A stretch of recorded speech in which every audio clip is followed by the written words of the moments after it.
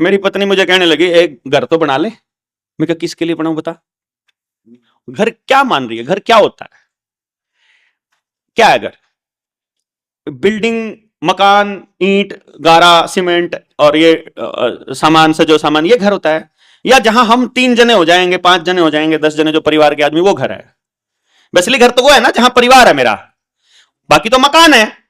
तुम मकान बनाने की बात कर रही हो या घर बनाने की, पहले ये बता। बोले घर बनाने की, तो घर तो जहां हम है वही है। मकान बनाने की किसके लिए बना रही है मकान? अगर उसमें रहने के लिए, उसकी इंस्टॉलमेंट पूरी करने के चक्कर में मुझे दिन रात कहीं कॉम्प्रोमाइज करना पड़े, आत्मा के साथ मुझे छल करना पड़े, अगर वहां मुझे अगर किसी की बात को मानना ही पड़े कि मुझे इंस्टॉलमेंट नहीं पे कर पाऊंगा, अगर मैं अपना जमीर गिरवी नहीं रखा, मैंने ईएमआई देनी है, मैं ऐसे काम को, मेरी आत्मा को गिरवी रख के तुम कोई मकान की बिल्डिंग बनाना चाहती हो, ये तो तुम मेरे तो भले की मानस हो नहीं सकती। तू तो दुश्मन होगी मेरी। जो परमात्मा से मिलने में सबसे बड़ी रुकावट है वो तो दुश्मन है ना, है कि नहीं?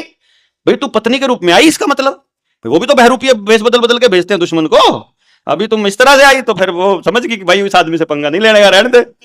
मैं कहा बापू जी ने घर बना रखा है गांव के अंदर, और प्रकृति का यह नियम है, भाई आपकी इच्छा या जरूरत, इसमें से तय करो आपको क्या चाहिए। आपकी जरूरत का सारा सामान धरती पे मौजूद है जो आपको चाहिए, पर आपकी लालच का सामान नहीं है।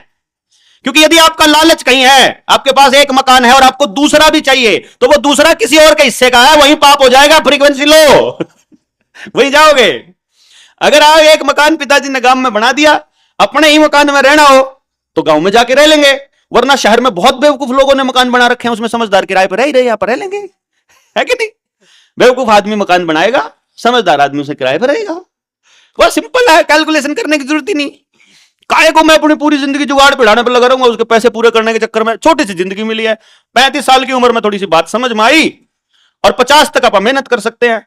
15 साल में भी अगर चोरी ठगी कर किसी के साथ धोखा करना पड़ गया तो सारा लालच थी छोटी सी जिंदगी के चक्कर में, क्योंकि 50 बाद कुछ करने लायक नहीं बचते और 35 से पहले अकल नहीं।